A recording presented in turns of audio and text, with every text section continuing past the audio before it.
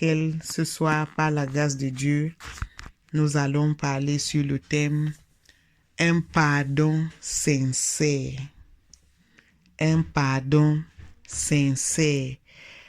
Quand nous parlons de quelque chose qui est sincère, cela veut dire que ça ne vient pas seulement de nos lèvres, ça ne vient pas seulement de nos bouches, ça ne vient pas seulement des mots qu'on a répétés comme des perroquets, ça vient de nos cœurs, ça vient de quelque part de profond, ça vient de quelque part dont on n'a pas fait ça à la hâte, on a pris du temps, on a regardé de tous les côtés, on a vraiment eu les différentes versions, on a vérifié les différentes alternatives et puis on a décidé de prendre une décision avec l'aide du Saint-Esprit.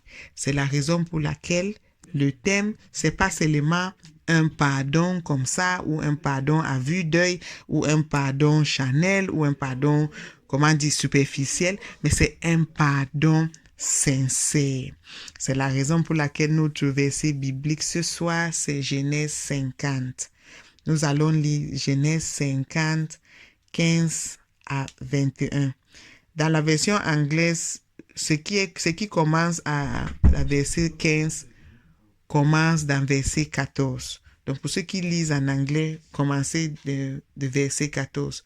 Mais pour ceux qui lisent en français, commencez de verset 15. Cela dit, le thème c'est Joseph rassure ses frères. Quand les frères de Joseph virent que leur père était mort, ils dirent, si Joseph nous prenait en haine et nous rendait tout le mal que nous lui avons fait, et il fit dire à Joseph, ton père a donné cet ordre avant de mourir. Vous parlerez ainsi à Joseph, oh, pardonne le crime de tes frères et leur péché, car ils t'ont fait du mal. Pardonne maintenant le péché de tes serviteurs, du Père et de ton Père, des serviteurs du Dieu de ton Père. Joseph pleura. En entendant ces paroles, ses frères vinrent eux-mêmes se prosterner devant lui et ils disent, nous sommes tes serviteurs. Joseph les dit, soyez sans crainte, car suis-je à la place de Dieu? Vous aviez médité de me faire du mal. Dieu l'a changé en bien pour accomplir ce qui arrive aujourd'hui, pour sauver la vie d'un peuple nombreux. Soyez donc sans crainte. Je vous entretiendrai, vous et vos enfants. Et il les consola en parlant à leur cœur.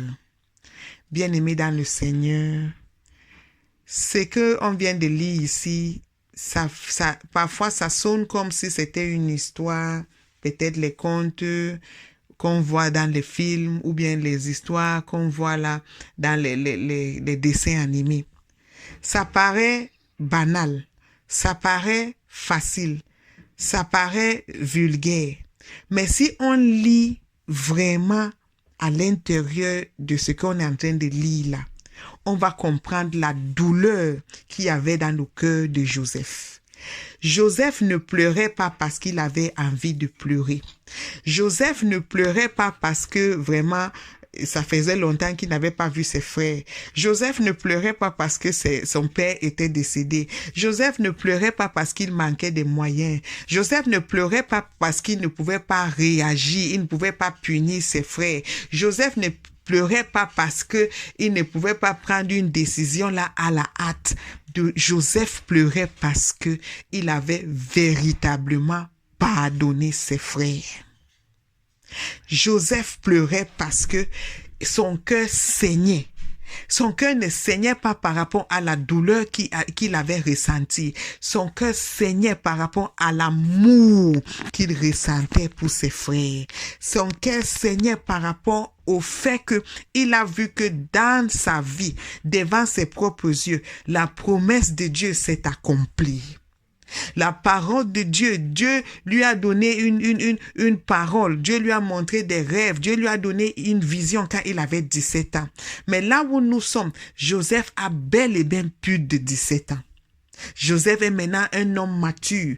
Joseph est maintenant un homme qui a une famille. Joseph est maintenant quelqu'un qui a le pouvoir. Joseph peut maintenant parler fort. Joseph peut maintenant donner les ordres. Joseph peut maintenant seulement souffler comme ça et on va éternuer toutes les membres de sa famille. Mais voici Joseph dans une position où il comprend vraiment ce qui veut dire le pardon.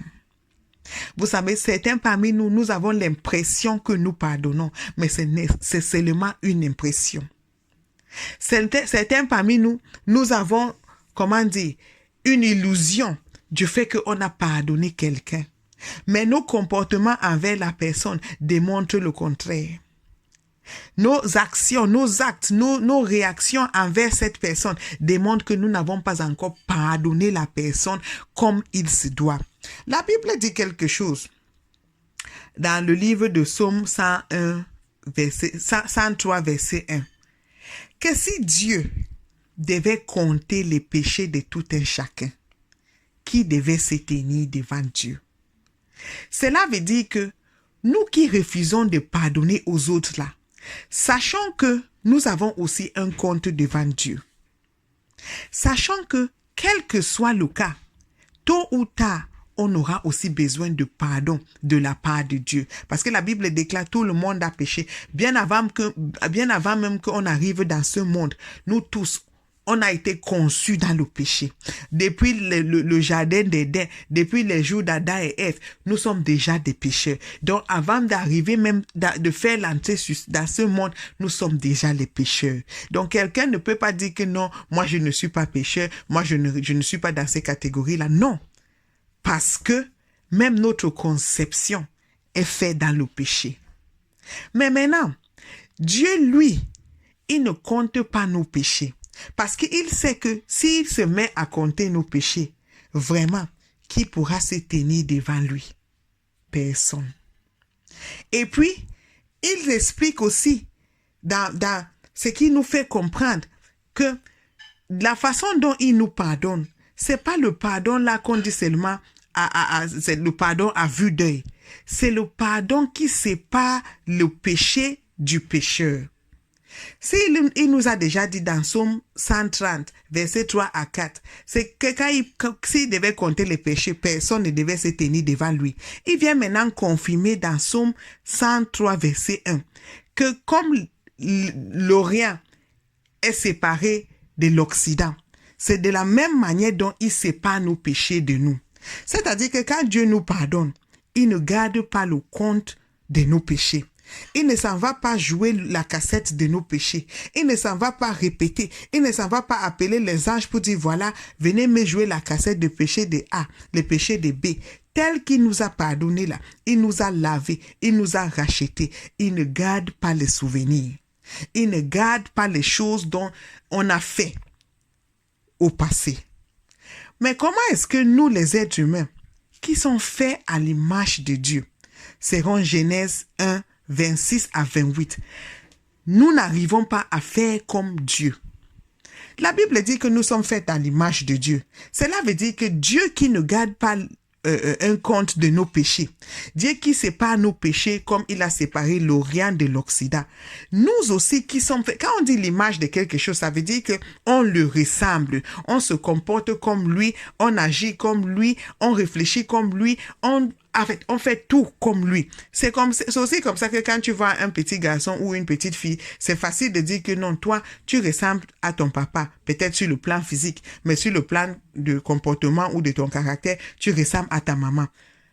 Parfois même, c'est tellement évident que on arrive même à appeler le garçon ou la fille par le nom de son papa. Pas seulement parce que on voulait l'appeler comme ça, mais tellement il ressemble à son papa et elle ressemble à sa maman, elle se comporte comme son papa ou comme sa maman, que c'est tellement clair. Donc nous aussi, les enfants de Dieu, qui sont faits à l'image de Dieu, on devait copier les caractéristiques de Dieu. Cela veut dire que Dieu, ne garde pas un compte de nos péchés. Il sépare nos péchés comme il a séparé l'Orient de l'Occident. Nous aussi, on devait en faire la même chose. Dieu, il nous a fait comprendre que il ne nous pardonne pas par rapport à ceux qui se sont excusés envers lui.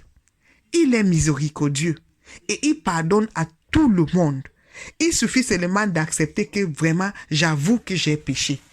Il ne regarde pas notre origine, il ne regarde pas notre éducation, il ne regarde pas notre temps et tout ça là. Il nous pardonne. Il dit que tout le monde qui confesse est pardonné. Tout le monde a la capacité de recevoir le pardon. Il suffit seulement d'implorer la miséricorde de Dieu. Il suffit seulement de confesser le péché dont on a commis.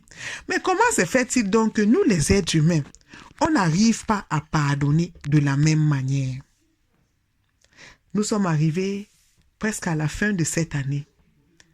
De janvier jusqu'à ce décembre, il y a des gens qui nous ont offensés. Il y a des gens qui nous ont blessés. Il y a des gens qui nous ont fait du mal.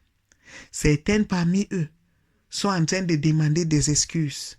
Mais tellement nous avons endurci nos cœurs, tellement nous avons refusé de pardonner ces personnes, tellement nous ne voulons même pas écouter ce dont ces personnes ont à dire. Ces personnes nous appellent même, on ne prend même pas les appels. Ces personnes nous envoient même des SMS, on ne répond pas. Il y a aussi des catégories de personnes qui ne sont même pas conscientes du fait qu'ils nous ont offensés. Il y a certaines personnes qui sont même conscientes, mais ils s'en foutent.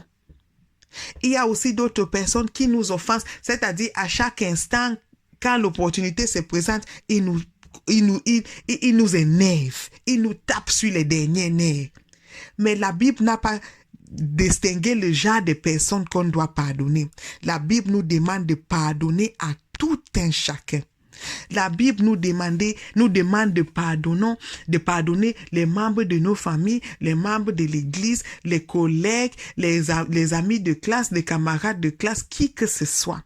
C'est ce que la Bible dit dans Ephésiens 4, 32, que nous devons être gentils l'un envers l'autre et nous devons être capables de pardonner. Le pardon n'est pas facile. Le pardon n'est pas un jeu d'enfant. Nous ne parlons pas ici de pardon, banal là. Nous parlons de pardon sincère. Le genre de pardon que Joseph a eu à pardonner ses frères. Le genre de pardon qui te fait couler les larmes. Le genre de pardon qui te fait vraiment arriver à un niveau où tu as mal, mais tu ressens que non, c'est l'heure de pardonner. Parce que garder la haine n'est pas facile. Garder la haine t'épuise. Garder la haine te rend malheureux. Garder la haine te rend la vie difficile pour toi. Tu es quelque part avec quelqu'un, tu ne peux pas te sentir à l'aise. Tu vas peut-être bientôt avoir mal au cou parce que tu regardes seulement d'un côté. Tu ne veux pas regarder le côté où la personne là est assise. Au bout du compte, qui aura les problèmes avec le cou? C'est toi ou c'est la personne? Certaines parmi nous, surtout dans les couples, c'est inévitable. Le mari va t'offenser, la femme va t'offenser, les enfants vont t'offenser. Si les jumeaux peuvent s'offenser, dont Ésaü et Jacob peuvent s'offenser, si les sœurs peuvent s'offenser, Léa et Rachel, bien-aimés dans le Seigneur, ça nous fait comprendre que l'offense, ça fait partie de la vie. Mais Dieu, il nous dit quelque chose dans 1 Corinthiens 13, 4 à 5, que l'amour ne garde pas un compte des offenses des autres.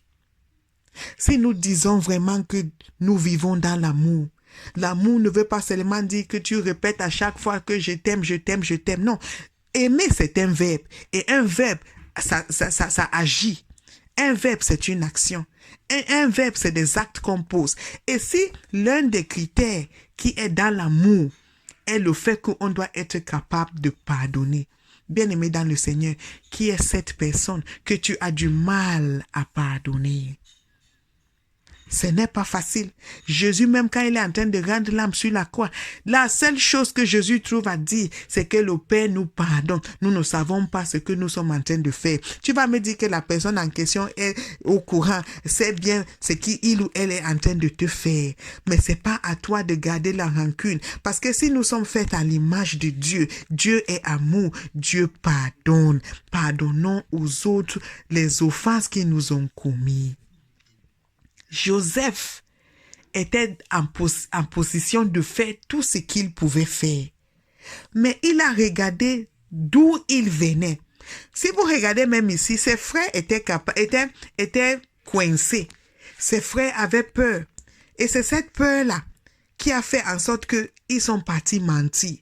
Ils ont dit que leur père, avant de mourir, et il a exigé que Joseph puisse le pardonner parce que eux-mêmes, ils savaient que s'il était à la place de Joseph, il allait pardonner seulement superficiellement. Il n'allait pas pardonner sincèrement. C'est la raison pour laquelle il dit à Joseph que vraiment, le papa avait dit ceci, papa avait dit cela. Or, le papa n'a rien dit.